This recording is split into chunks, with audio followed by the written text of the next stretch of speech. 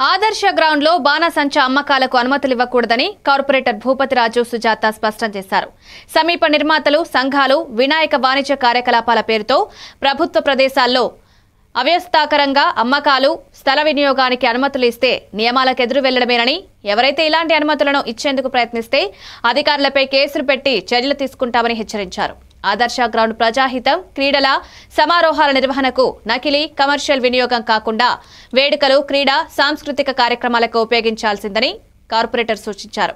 ప్రజాస్థలాల పరిరక్షణకు పట్టణ కార్యాలయాలు, పోలీస్, రెవెన్యూ శాఖతో సమన్వయంగా బలమైన నిర్వాహక చర్యలు తీసుకోవాలని, ఎవరైనా అనుమతి దుర్వినియోగం చేసినట్లయితే కఠినమైన చర్యలు అమలు చేస్తామని తెలిపారు. ఈ సందర్భంగా తెలియపరుస్తున్నాను. పార్లమెంట్ ప్రోగ్రామ్స్ కూడా ఎవరైనా రోజు గాజువాక నియోజకవర్గం నుంచి 73వ వార్డులో ఆదర్శ గ్రౌండ్ లోకి రావడం జరిగింది. దేనికంటే ఈ రోజు టాల్స్ దీపాల సామాన్ల టాల్స్ కోసం మాత్రం ప్రజలందరూ కూడా ఆందోళన చెందుతున్నారు.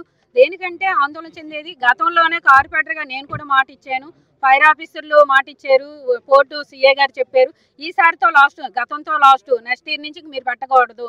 నిర్మాణం కూడా ఈ రోజు మనకి 5 కోట్ల నిధులతో ఈ రోజు ఆదర్శ గ్రౌండ్ లో నిర్మాణం జరుగుతుంది కాబట్టి ప్రజలు ఎవరికి కూడా ఇబ్బంది ఉండకూడదు అని చెప్పేసి గతంలో కూడా మనం చెప్పిన అప్పుడు శంకుస్థాపన మొదలు ఇంతకీని ఇప్పుడు వర్క్ అయ్యి స్లాబ్ లెవెల్కి అయిపోయి ఇంకా వర్క్ అవుతుంటే ఈ రోజు స్టాల్స్ అని చెప్పేసి దళాలందరూ కూడా సొమ్ములు చేసుకోవడం కోసం, లక్షల రూపాయలు సొమ్ములు చేసుకోవడం కోసం ఇలాంటివన్నీ పాల్గొంటున్నారు. ఎందుకని ఆ దళాలను అన్నోళ్ళు మాత్రం అరికట్టాలి. ఎందుకని దేనికంటే అధికారులు ఏం చేస్తున్నారు అన్నది ఏమీ అర్థం కావట్లేదు, నిద్రపోతున్నారా ఏంటి అన్నది. మరి ప్రతి దానికి పర్మిషన్లు మంచిగా చెడ్డ చూసుకొని ఇవ్వాలి. ఎందుకని జిఎంసీ కమిషనర్ దగ్గర నుంచి నేను చెప్తున్నాను, జోనల్ కమిషనర్ దగ్గర నుంచి ఎవరు పర్మిషన్ అయితే దీనికి ఇవ్వకూడదు. పర్మిషన్లు ఎందుకు ఇస్తున్నారు? మీ మీద కూడా నేను రేపొద్దున యాక్షన్ తీసుకోవాల్సి ఉంటుంది. నేనంటే నేను చిన్నదాన్నే, కానీ అధికారుల దృష్టికి పై అధికారులు తీసుకెళ్ళి కూడా ఇది నేనైతే ముందుకు వెళ్ళనిస్తానని చెప్పేసి నేను చెప్తున్నాను. ఇంకోటి ఏంటంటే బోర్డులకే పరిమితం అయిపోయారు. 5 కోట్ల నిధులతోని నేను స్టాండింగ్ కమిటీగా నేను 2023లో నేను చేసినప్పుడు ఈ నిధులతో 24 కల్లా ఓకే అయ్యింది. ఎలసల ముందు 5 కోట్ల నిధులతోని ఈరోజు శంకుస్థాపన చేసి ఇంత భారీగా బడ్జెట్తో మనం చేస్తుంటే ఈ రోజు 3 కోట్ల వరకు పూర్తి అయిపోయింది. ఇంకో 2 కోట్ల వరకు ఇంకా పెండింగ్ ఉంది. పరిమితం అయిపోయారు.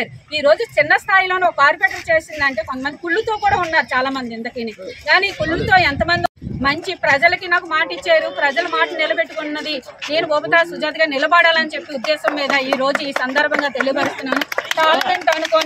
పార్లమెంట్ ప్రోగ్రామ్స్ కూడా ఎవరైనా రోజు గాజువాక నియోజకవర్గం నుంచి 73వ వార్డులో ఆదర్శ గ్రౌండ్ లోకి రావడం జరిగింది. దేనికంటే ఈ రోజు టాల్స్ దీపాల సామాన్ల టాల్స్ కోసం మాత్రం ప్రజలందరూ కూడా ఆందోళన చెందుతున్నారు.